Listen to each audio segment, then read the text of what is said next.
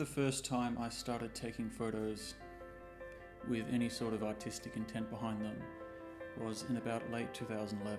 I think I know enough about photography to know that I don't know a lot about photography.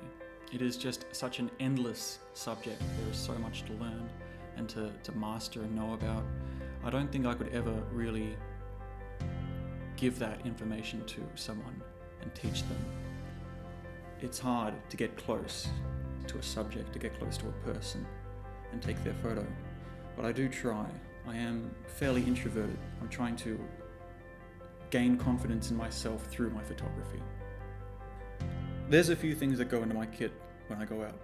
My go-to lens would be a nifty 50. A 50mm lens, f1.8, which I take with me on most trips. It fits my Nikon f5 camera.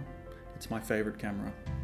I received it for my 21st birthday, and I'm absolutely in love with the photos that it gives me.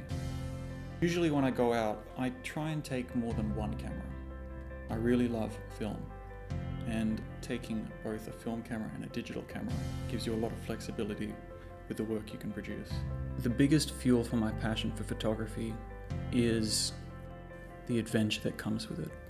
There's a whole process to going to a new place at a particular time, exploring it, and trying to capture the beauty that comes in it. Photography for me isn't just about pressing the shutter. But I do remember one time when I was in year 3, and I remember being in Woolworths with my mother, and she bought me a disposable camera, which was, the norm back in the day. And our school took an excursion to the Sydney Aquarium. So I took that camera to the aquarium, very excited. It wasn't the one with the flash though. So when I was inside, I took all these pictures of fish, the octopus, the sharks, and it was all inside in these underwater compartments in the tunnels and everything. When I got those photos developed and I got all that film back, every single photo was black because it was underexposed and everything. But there was one photo which I took, which was the only photo I took outside on that whole roll, was of a seal basking in the sunshine. And I still have it. It's on my fridge. I look at it every day. But it is hard finding motivation sometimes. It's a constant struggle trying to find new and exciting areas where I can visit. Sometimes I feel that I've taken enough photos of where I live. I find myself at times going through a map and looking for places where I haven't been before. And sometimes you find a place which is really exciting and you fall in love with the way things look there and the way the light bounces through the leaves or the way the water runs. You try and capture that place.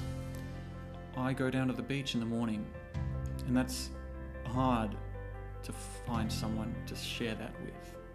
It's hard keeping up with how much it can be expensive. It can be really expensive to buy a lens, to buy film to get it developed, to buy a scanner. So I'm always saving pocket money. Some people do approach me and ask me for advice, and I do try and give it to them.